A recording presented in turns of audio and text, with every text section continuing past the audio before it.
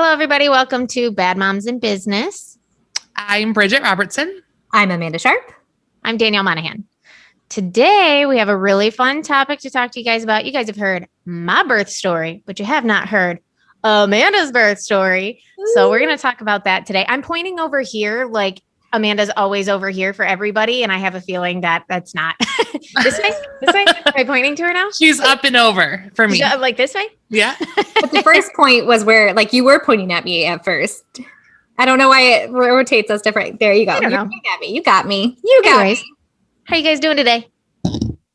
Good. It's the final countdown towards summer vacation. Boom, boom, boom. Fun. That's super exciting. Can you disclose, like, you know, where you might be going? We're not going anywhere. What do you mean? Like, what do you mean vacation then? Oh, just like summer break. Summer vacation, summer break. Oh, I've got like 3 more weeks of school. Like, I was really confused. I was like, what vacation were you going? Tell me all about it. No. We, school's over on the 8th. Oh, so that's early, isn't it? It feels early. Or I'm sorry, not the 8th, the 10th. There's 8 days left. It's over on the 10th, but that still feels early. It still feels early. Mm-hmm. That was like mid-June, like late June. Technically that's the same for but because he's virtual, it's actually the 18th, but we're working really hard. I think we might be done this week. That's exciting. We have 3 more courses to complete. Everything else is 100%. So wish me luck. You know what I was just thinking is oh God, Amanda. You know what I was just thinking of when school would get out in like late June, you know, somewhere around there, mid to late June. It's probably because of snow days. And I don't think we had any this year, right? Oh, that's such a good point. Yeah, because they even worked through those snow days because they were basically prepared to do so. Great point. Yeah, that could definitely be it. So we're out the 10th. We're planning some fun shenanigans at the bus stop for the last day. Oh, and that's cute. Yeah. So hopefully it's going to fly by. It's going to fly by. I don't know if I'm ready for summer. I don't know if I'm ready. Listen, my life is in a constant state of summer, not weather-wise, but like child-wise. Yes. It's hard. It's real hard. It is. Struggle bus over here. At least it brings warm weather. It does bring warm weather. And I'm excited to obviously to have the kids home, but it's hard when you work for yourself and your husband works traditional hours and you got 2 kids, you got to schlep around. It makes it hard. Schlep around. Schlep them around. Schlep around. I totally feel like so many moms will relate to that, Bridgette. And while for many of our listeners, they don't understand that a lot of times we're stuffing our faces before we hit the record button. So if you ever find anything in our teeth and stuff like that, like always just like, you know, disregard it. But because I was stuffing my face before we hit the record button, I have to show them my cheese that I just found. That's insane. It's going to be a good day. I feel like we need to take a screenshot of that. I know. Amanda and her Cheez-It. That'll be our picture for the... It just might be. I like it. You know, I find joy in the little things. And today, it's this Cheez-It. Cheez-It and Owen's birth story. Yeah. That's a fun thing. Let's do that real quick. Because Danielle, you're having like a busy week this week. Yes, I am. So like, what's one thing that's going to bring you joy this week? Oh, that is such a good one. I am excited. Brandon and I both work from home, and it is very hard to coordinate our work schedules and stuff like that. And as of yesterday, we have reconfigured our work schedules, and I am very excited to test it out. We'll see. We've done this before. It hasn't always worked, but I'm really, really, really going to try this week. We're also getting back on our, I know you just said one thing, but we're also getting back on our Lindsay program. Oh, good. Lindsay Wolf thing. We've been super slacking lately because work has gotten busy and then holidays and stuff and birthdays. Yeah. And so it's been really hard, but we've started back up on it. So I'm excited. Awesome. And Amanda, your Cheez-It is what's bringing you joy today. Why? How could it not? That's what started this. When you said it brought you joy, I was like, well, Danielle, what's bringing you joy? It's got to bring you joy. That's an amazing cheese. Salad. That's solid. It's like, when people like take pictures of potato chips because they look like somebody. Yeah. I feel like this is on the same level. I need you to look at that and find a face in there for me. It's like a solid Tetris right there. You know what I mean? Like imagine it and it's going to disappear into my belly. It's going to be so sad to eat it, but I will. Oh man. Bridgette, what's bringing you joy? Oh, so I am going to dinner tonight with two of my friends and my friend's mom for her birthday. Shout out to Gail. Gail doesn't listen to this, but my mom knows who Gail is, so it's fine. There you go. It's all relevant. But my friend Lindsay's boyfriend helped with this awesome new restaurant in downtown Wyandotte. If you're located in Michigan in the Downriver area, it's called The Vault. Sounds amazing. It's an old bank building that they've converted into a restaurant, and it's only been open for a couple of weeks at this point. So we're going tonight, and I'm super excited. We got a couple of behind the scenes tours before it was like finished. So fancy. Yeah. I feel like, and I like your top. Like, can I tell you this is not a top? Is it a romper? It's a romper. I thought that might be a romper. Look at you romping it. The leg. Right. The leg. The question needs to be asked. How are we peeing? Agreed. One must know. You gotta pull the whole shebang down, and then it's weird. Vulnerable to the world. Super vulnerable, and then like this is gonna sound insane, but if you're in a public restroom, I don't want my stuff touching like a toilet. You know what I mean? Like I don't want my clothes touching the side of a public toilet. So you have to like pull it down and bunch it up all weird in front of you so it doesn't touch. But you know what? Fashion, pain fashion is over beauty. Comfort. Fashion over comfort. Yeah, it's fashion fine. over practicality. This is when Danielle holds it forever. I mean, honestly, this is what I've been training this is when for. We need the salt underwear. You know what I'm saying? It might be a new marketing tactic for them. You want to wear summer rompers this year? Salt underwear. We got you covered. We'll do a swipe up on IG to take you right there.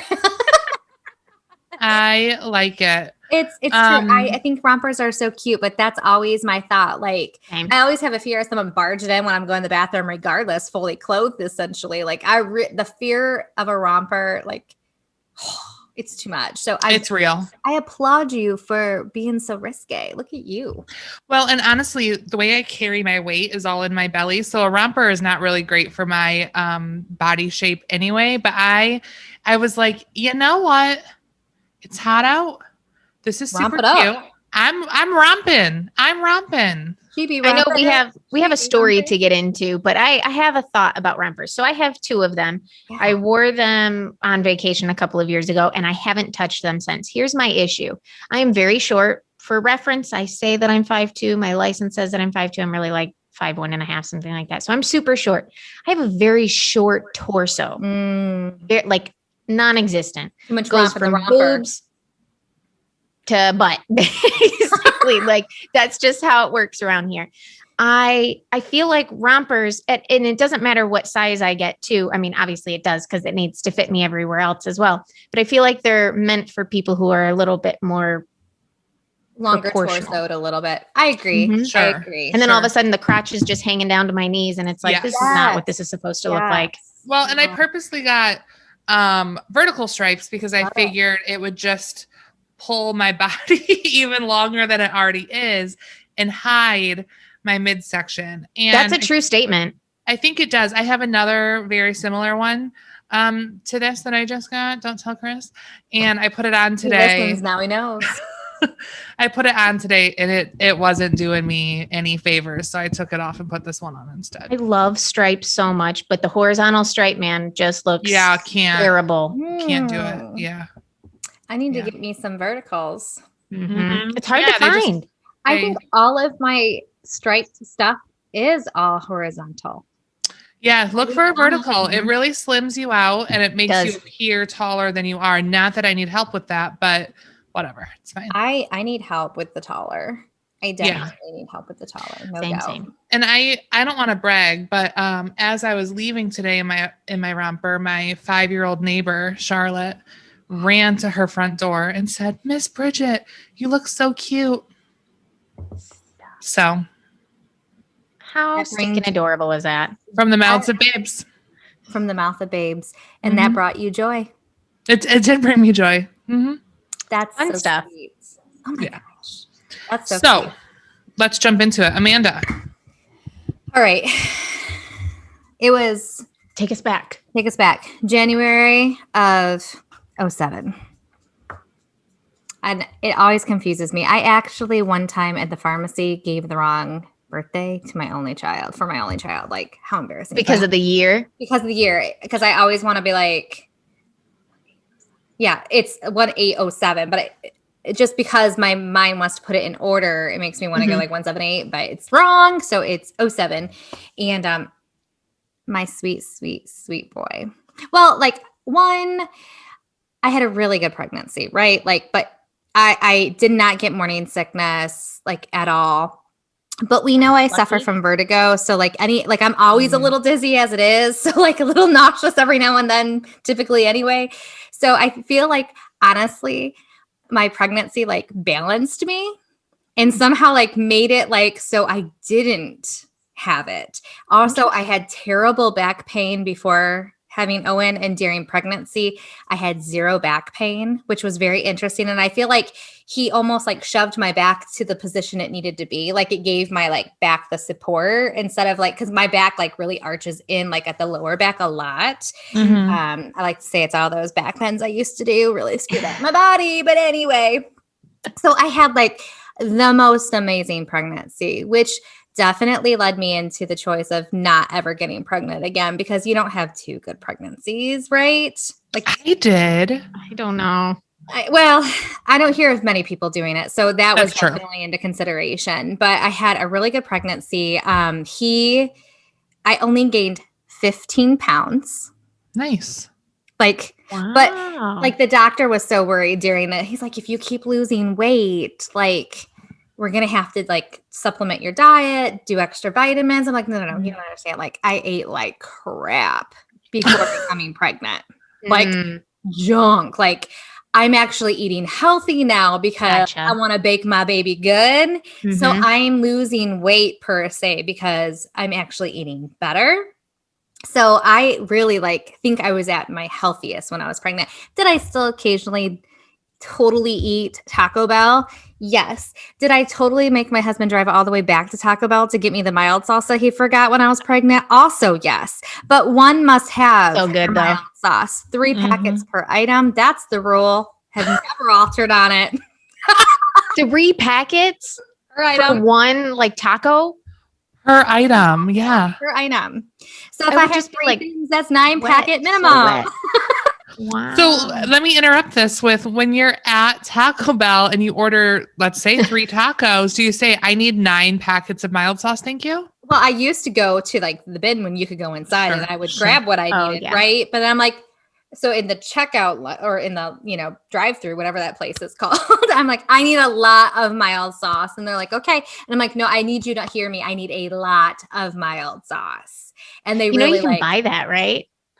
So I also, my sweet Erin, one of my agents, she bought me Taco Bell sauce for my birthday. And that was the first time that I ever knew that there was Taco Bell sauce. So now I know that you can buy it, but there's nothing better than it from the packet from Taco Bell. It's not the same. You're right. It's close. It's room temperature. The one in my refrigerator is cold, anywho. So I had a well-balanced diet with the exclusion of my Taco Bell habit that I just couldn't quite shake. But that's okay. That's okay. So I will have to say I love midwives for many reasons, but this is one of it. So my doctor, first of all, my very first appointment, he checks me. You know how he checks us. And he's like, do twins run in your family? I wasn't trying to get pregnant. Let's go back to the real big basics. We'd been married for 5 years. I mean, We weren't we could have a kid. We were just like not like trying to have a kid.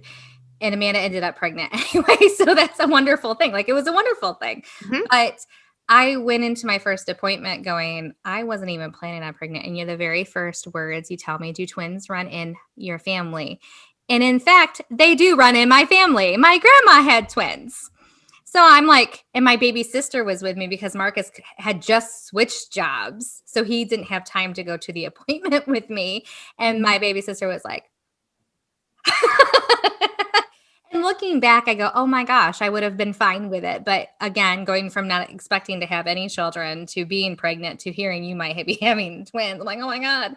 So I did get an ultrasound like that day because they had to see what was going on. And I ended up just having a very large cyst that like basically grew in those first stages of being pregnant. I hear that's the thing. Your hormones are going so crazy. Like the cyst just like absorbs it all. Yep. And he basically said, I'm sure it's going to dissolve on its own and we'll just keep an eye on it, which it in fact did. So no twins, just a sweet baby Owen. So I got an ultrasound way sooner than I think a lot of people were able to have an ultrasound. And I actually should go back to the basics a little bit more. I went to that doctor's appointment way more pregnant than I probably should have because it wasn't until a girl I worked with came in and said, my sister just found out she was pregnant and she was younger and there was like other things. And I was like, huh. That was the only reason I clued in that I might actually be pregnant. Went home, took a test. Like 5:00 in the evening. Oh no. Where most women are like, it's morning pee. Like I need the morning pee because it's so early. Oh no. Like the second that pee went past that line, it was like boom, boom, 2 lines. So how far along were you by the time you went? I was a solid 8 weeks when I took my test. Wow. I just didn't even like clue in. I was so shocked. I called Marcus and I was like, I think I'm pregnant. Like there was no like cute announcement, nothing in his response. He was at work. He was like, oh, really? Like, oh, really? Really? It sounds like a disaster. And it was just so chaotic. Oh, no. So that's how like there's so much like chaos to get to that point. But then they were measuring him on another ultrasound. I swear I got so many ultrasounds. Like every time I went to the doctor, they're like, can you get an ultrasound? I'm like, okay, I can see my baby. And they were doing measurements. And then the ultrasound tech was like, And I was like, what do you mean, And her words were, did you get the amnio test or whatever that's called? Amniocentesis? Yeah. And I was like, no, who wants that done? Right. And she was like, okay. And I was like, what do you mean, okay? She's like, well, I can't really say anything. It's just my job to take measurements and stuff. Then make no sounds. And I was like, right. You said a sound. You asked me then a follow-up, like, did you get this test? Which only indicates there could be a problem. Like, spill it, lady. She's like, well, we measure. And one of the things we measure is, skin here. And behind the neck, there should be a certain amount of skin. And this is a healthy skinnage.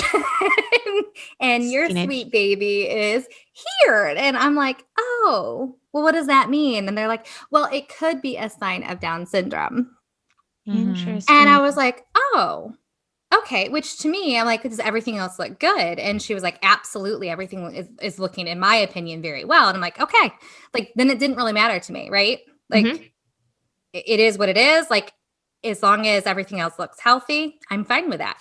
So went into the doctor like after that ultrasound and he's like, well, you need to go get the 3D ultrasound. We need to see blah, blah, blah, blah, blah.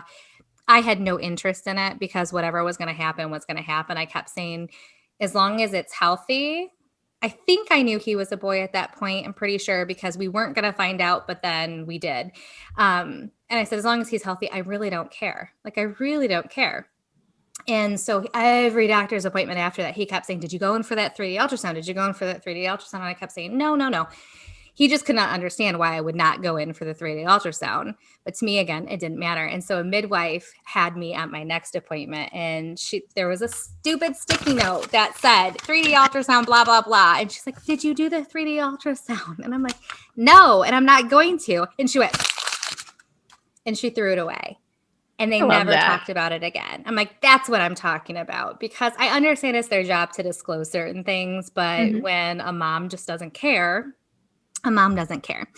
So we go to, through the end of December. My only pregnancy picture that I own of myself is on Christmas. And I'm sitting down and all I can see is like a belly, like a little belly. And I'm like, I wish I would have taken more pictures. So if you are pregnant and you're not loving yourself pregnant or whatever the case is, please take a few more extra, because I promise you're going to be able to want to remember that. I have one picture. And if anyone's listening who happens to have a picture of me, like, please send it to me. It would just be so special to my heart. And then basically I stopped working because I just kind of got uncomfortable. I was still working like 10 to 12 hour days on my feet all day long. And it just got to be like blah. So New Year's Eve was my very last day. And then I did not go back into work. As we all know, if you heard that episode, that Amanda just quit after being on a 3-month maternity leave. So then I had to get induced because nothing was happening. I was at 38 weeks and they're like, he's going to be big. He's going to be 8 pounds and you're short, you're smaller. Like, we need to know that you can at least have a chance at having a natural birth, which, going back to my very first appointment, the doctor even said, don't be surprised if you have to have a C-section. That was also one of the very first words outside of, do twins run in your family? I heard, did you run in your family and expect a C-section? Neither of which I really was like cool with. So anyway, they induced me. I go in on a Sunday, like Sunday evening. I am pumped. I go there and they're like, you're not on the schedule until tomorrow. Listen. Like, what? I prepped myself for me to be on the schedule today. You don't tell a mom that you're going to start having a baby today and go, psych, tomorrow. And there was rooms available. I was like, I need you to look and see if I can get put on the schedule. So they had to call the doctor, make sure that the doctor was okay with that, because there was a scheduling issue. I, of course, cried. I'm like, I'll use tears. I don't care. Like, part of them were fake, part of them are real. I want it in there. And they just had to make sure they could keep enough rooms open for the people who were going into natural delivery, which I get. I mean, looking back, it totally makes sense. But telling a very pregnant woman that she gets to see her baby soon and then be like, psych, that was not fun. So the sweet nurses made it happen. And then they checked me into a beautiful birthing room. And they said, okay, we're going to try some Cervidil, loosen up your cervix. I went in pretending I was already 1 centimeter dilated, right? And after hours of the Cervidil, they checked me. They're like, you're still at that 1 centimeter. They're like, so we're going to try some Pitocin. That didn't work. Next up is Pitocin. Okay. So they put it in. And first, when I first got to the hospital, I feel like, Danielle, you kept backtracking too. And I'm like that too, because I'm like, oh yeah, I remember this now. They hook you up to the monitor and they're like, oh, you're already having some contractions. And I was like, oh, I've been dealing with this for 3 months. They were like the Braxton Hicks ones, right? And I mean, my stomach felt like I was doing sit-ups for the last 3 months without even trying. I was just like, I'm getting tone. It's okay. So I'm like, oh my gosh, if this is what contractions feel like. Oh yeah. Donk. Donk. Because she's like, no, you're actually having some solid ones. I'm like, yeah, I did 10 sit-ups. Got this. So they start the Pitocin and I'm feeling really good. And then I start to feel a little uncomfortable. But to be honest, that Cervidil hurt like crazy. Really? I forgot that I had that too. A nagging ache in the yoo-hoo for hours. It was solid aching. I had a migraine down there. It was just awful. But you could tell it was not productive at the same time. It was like someone had an IV, just decided to continue to twirl it around in your vein. It just was not fun. So when they finally took that out and just did the regular Pitocin, I'm like, so much better. So much better. And then the Pitocin just didn't do anything. They kept cranking it up and cranking it up and cranking it up, and I could Boy. feel the contractions, but they were like not worse than what I really had been having. Like they were in a new location that like it moved locations, but it still was like, I got this. They're like, walk the halls.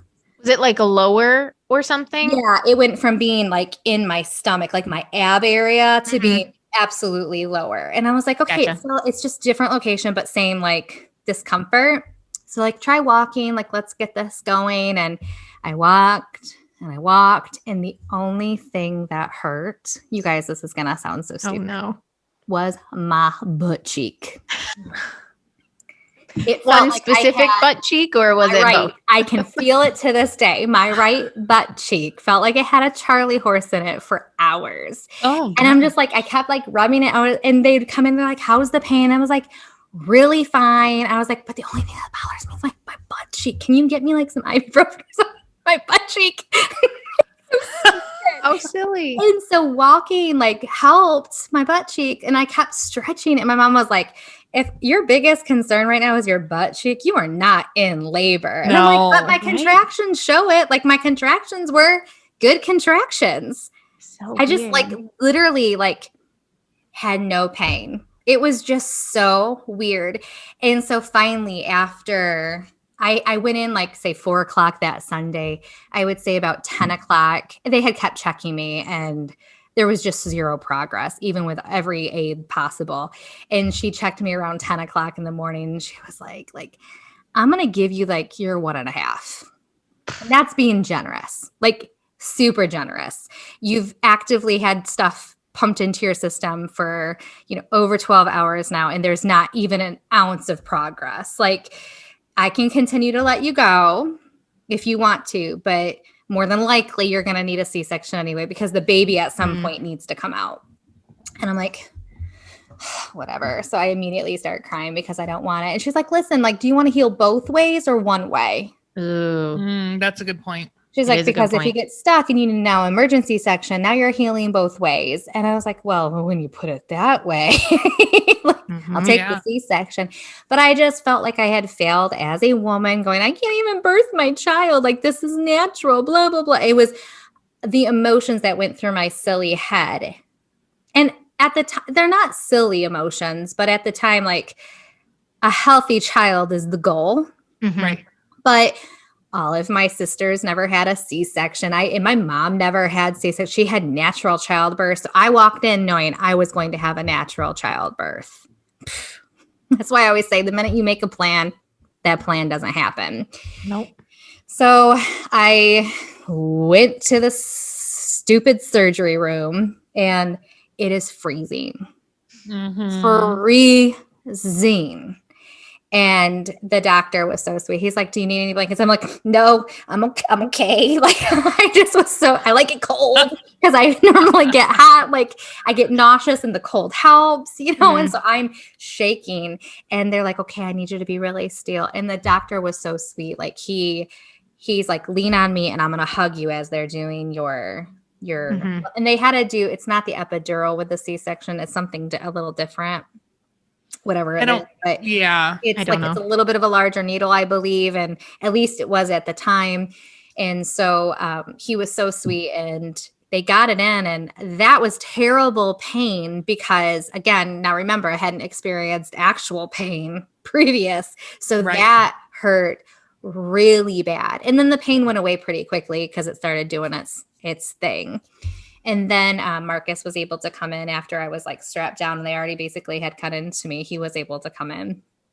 And I really remember very, very little after that because I started puking my guts out. Oh. And you're strapped down. So I'm literally, the sweet nurses have like a thing up to my face so I can throw up into there the whole time, and they're wiping my mouth for me. It was so, so awful. I didn't realize they were giving me morphine, which I'm actually like allergic to. Oh. Not where I'm going to die from it. I just have a sensitivity to it that I always end up throwing up because of it, which is not fun when you're getting cut. And then when they were ripping him out of me, that made me throw up. Like, because they like are tugging. like yanking. Bridgette knows what I'm talking about. Like your whole body's like, because they're tugging this kid out of like a very small section. Mm-hmm. So you'd think that they'd come up with like a better way to do this, you know? You would think. Sounds horrible. And so Marcus is like, yeah, I saw all your glory like out and about, you know, and then they rip him out, and I don't remember him crying. I don't remember. I remember them bringing him to me, and I was able to kiss him. And then I'm like, I need to puke. So that was like one of the very first memories I have of being able to see. I was like, okay, please get him out of my face now because I don't want to throw up on my child. And he ended up being, you know, the inducement because I was going to have an 8-pound baby. I had never heard of anyone having a actual size baby that they predicted. It was always under. Mm-hmm. You're going to go in and it's going to be 8 pounds and the baby comes out 7 pounds, 1 ounce or whatever. The reverse happened to me. So he was supposed to be 8 pounds and came out 9.8, 9.8.5. And almost 21 inches or 22 inches, almost a little shy of it. So he was a huge baby. And it was so funny when he came out, he was so swollen. I was like, it's all the Taco Bell I ate. And it was all so the skin behind his neck was just like extra swollen skin because and the nurses were just laughing because he just kind of was a little bloated baby because I think it was my fault. But that's okay. I gave everyone a really good laugh. But that's why I couldn't have him like naturally because he was just huge. He came out looking like a 4-month-old, not a newborn. No newborn clothes fit him. I only brought newborn clothes. That was a mistake. So he actually went home in the hospital outfit because nothing I brought would fit him. And I had washed all of those clothes that he couldn't actually have worn. And so now every like tidbit that I share with expecting mothers, I don't get in their business too much, but I always say, wash enough to get you by until you know the child that you have. And then if they'll fit in those clothes, then wash it. Because otherwise, I mean, I could have returned all of those clothes because everyone buys you newborn clothes. Yes. Mm-hmm. Because it's so tiny and so cute. I was so cute. So he came out wearing like size 2 diapers. Like, oh my! I was like, what?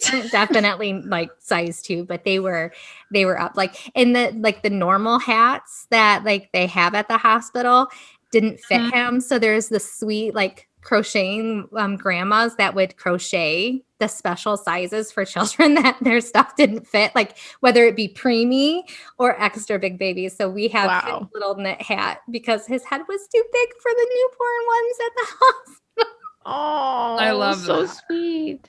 It was so sweet. So he I don't remember the first 24 hours because all I kept doing was hold on, puke. Somehow I managed to nurse. Like it was like instinct kicked in. So even though I can't remember anything, like I knew enough what I was doing to actually do what a mother needed to do. But they did try the whole, like, he's not gaining weight.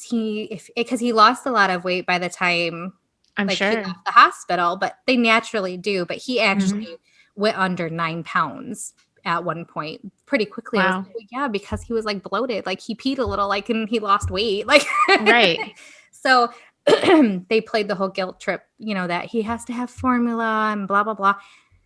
I didn't know any better, so I fell victim to it. So what did I do? I cried again because not only could I not birth my child, now I can't feed him. And I just felt like the worst mother, all of which now I know are not true, but those feelings at the time felt very real, very, very real. So if you're listening to this and you visited me during my hospital stay, I don't remember you came. Nothing personal. I was just really drugged up. But, you know, the thing that kills me is the minute you have a C-section, they take you from the beautiful birthing room and throw you into a very small room that you actually have to walk down a hallway to take a shower. And it was just so bad. And I'll never forget I was after my shower, I absolutely felt like I was going to throw up. And I was sitting in the chair because a sweet lady came in to like change the sheets and stuff. And I just was sitting there like this. And the lady's like, "What's wrong?" And I was like, "My head just hurts so bad. And I feel like I'm going to throw up." And the nurse was like, "This shouldn't be the way you feel." I had him on Monday. This was now like Thursday. Wow. And I was like, "Please just like, can you get me more ibuprofen?" Like all I kept begging for was ibuprofen. Like the whole time from butt cheek to headache. And she's like, "We've already given you as much as we can give you." And I'm like, okay. And they're like, "Well, the next thing we could do is this." And I was like, "I can't take drugs. It's just going to make me throw up even more." So I continued to have a headache. I went home on Friday. I was so miserable. Saturday came and I was bedridden because my headache was so bad and I still was so sick and so nauseous. Like the C-section was the least of my problems. Like that was not causing the pain. And Marcus's sweet Aunt Terry called me and I picked up and I was like, "Hello." And she was like, "Oh, were you asleep?" And I was like, "No, I just have a really bad headache and I can't talk higher than this or my head's going to explode." And she was like, "Girl, you got a spinal headache.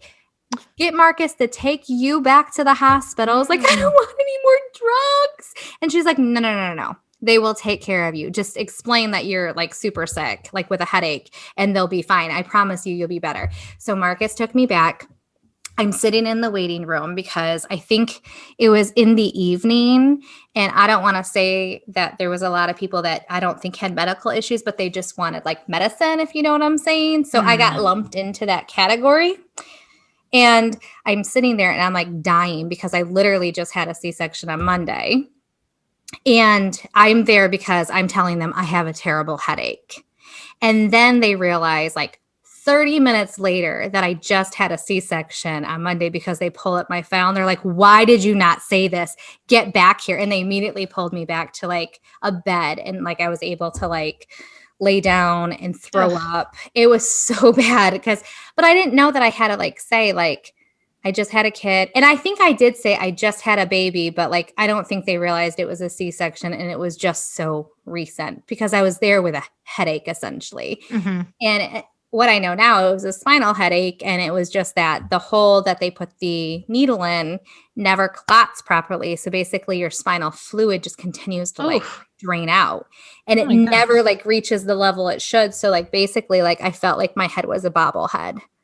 I've never experienced pain like that again, like ever. If anyone listening who has like a headache that's pretty severe after having an epidural C-section, go back to the hospital. And so they had to do like treatment just to help me get that blood to clot so I would stop losing that spinal fluid. And so they basically took me up to like a floor that was vacant. It was so weird where there was zero noises. I had a completely dark room. Like that was when I started getting amazing treatment. And the people walked in and they would whisper. Like they were like, they must have understood like the hell that a headache like that causes. And they actually gave me like a caffeine drip.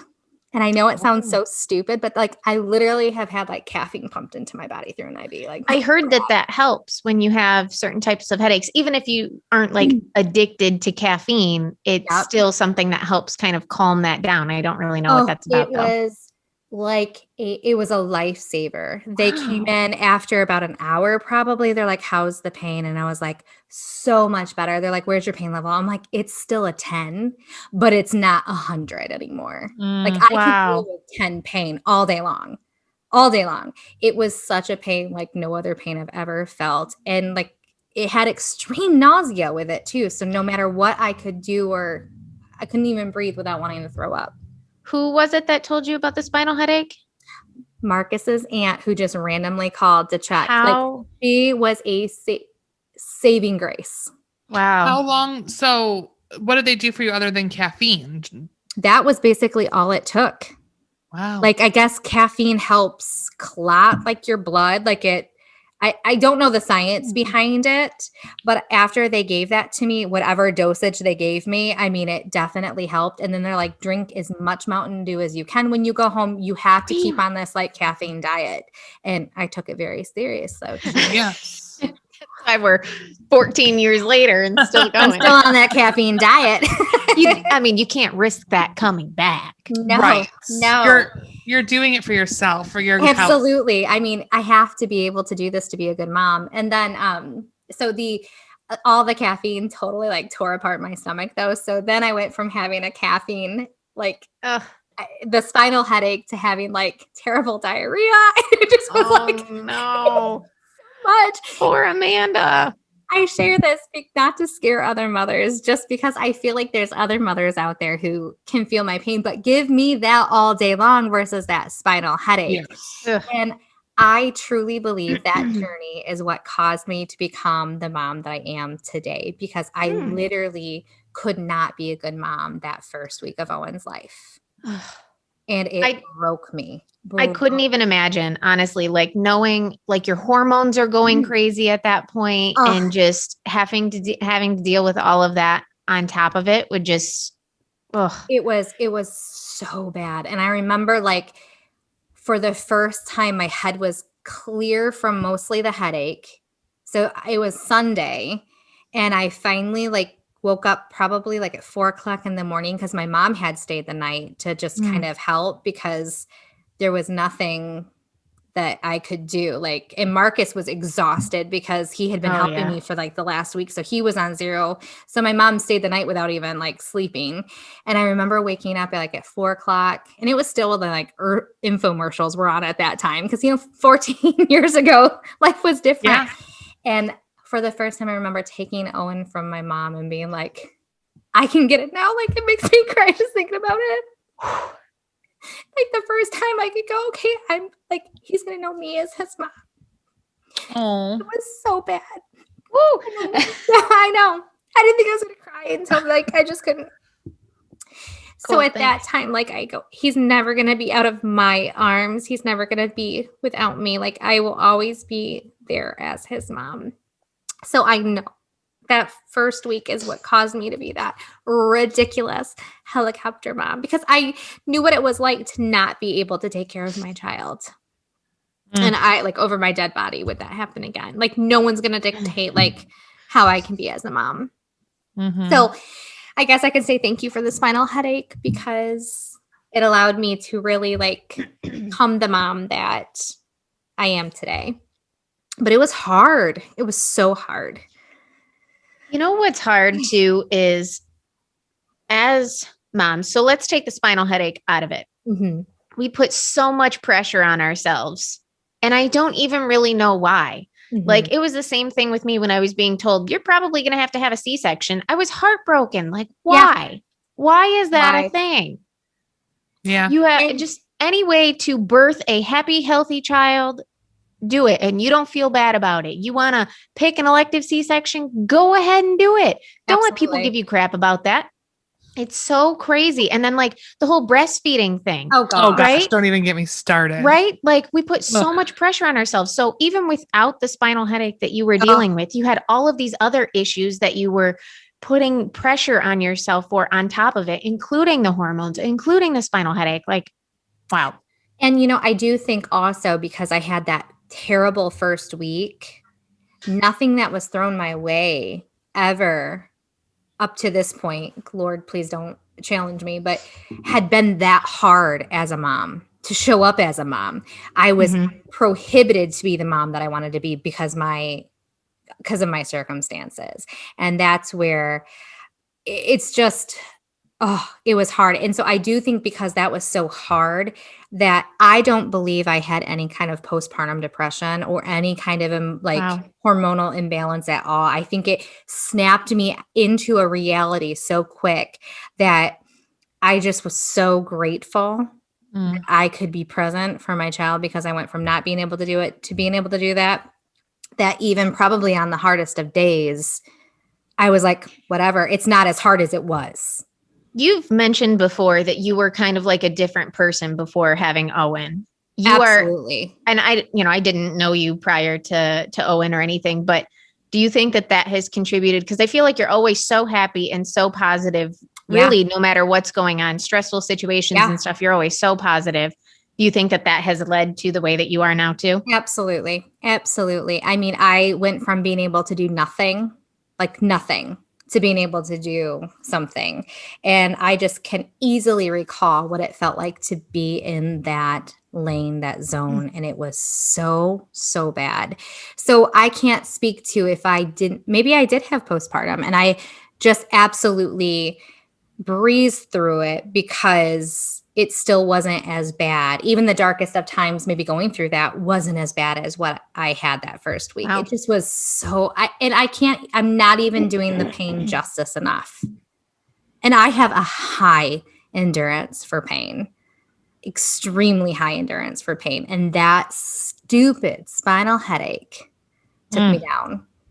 Like, how dumb is that? A headache took me down. Well, I've heard that they're really bad before, I've never had anything like that, but I've heard that that's pretty brutal. So that's my story. And I have a beautiful 14 and a half son now that is my world. And I just love and adore more than life itself. And I could talk on, but like I've already eaten up almost an hour.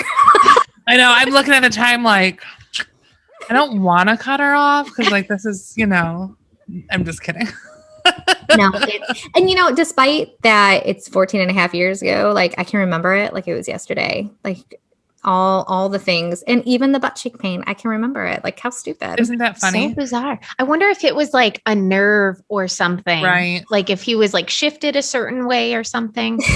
It had to have been. But I'll never forget my mom going, if all she's complaining about is her butt cheek, she ain't in labor. You're fine. You're fine.